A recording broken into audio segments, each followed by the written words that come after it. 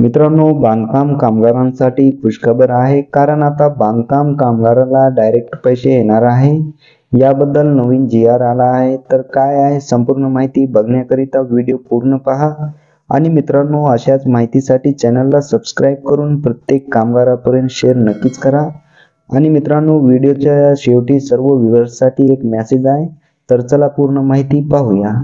मित्रांनो, तुम्ही बघू शकता दिनांक 9 सप्टेंबर 2025 रोजी एक जी.आर. आलेला आहे. त्यामध्ये बघा, इमारत व इतर बांधकाम कामगार रोजगार विनियम व सेवा शर्ती अधिनियम 1996 च्या कलम 18 अन्वये सन 2007 मध्ये राज्यात महाराष्ट्र इमारत व इतर बांधकाम कामगार कल्याणकारी मंडळाची स्थापना करण्यात आली असून मंडळामार्फत नोंदणी नूतनीकरण लाभाचे अर्ज सादर करण्याकरिता संगणक प्रणाली विकसित करण्यात आली आहे. मंडळांतर्गत नोंदित बांधकाम कामगारांना आर्थिक सहाय्य, आरोग्य, शैक्षणिक सहाय्य व सामाजिक सुरक्षेच्या विविध कल्याणकारी योजनांचा लाभ देण्यात येतो.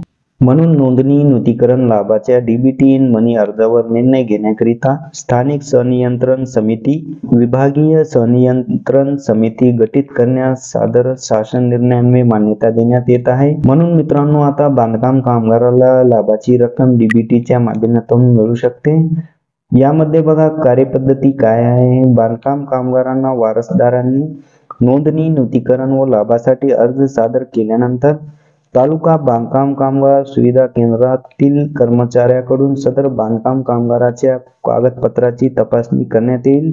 सदर कागदपत्रे तपासणी अंती कर्मचाऱ्याच्या चेहऱ्यासह संगणक प्रणाली मार्फत नोंदणी नूतनीकरण व लाभाचे अर्ज संबंधित नोंदणी अधिकाऱ्याकडे दिले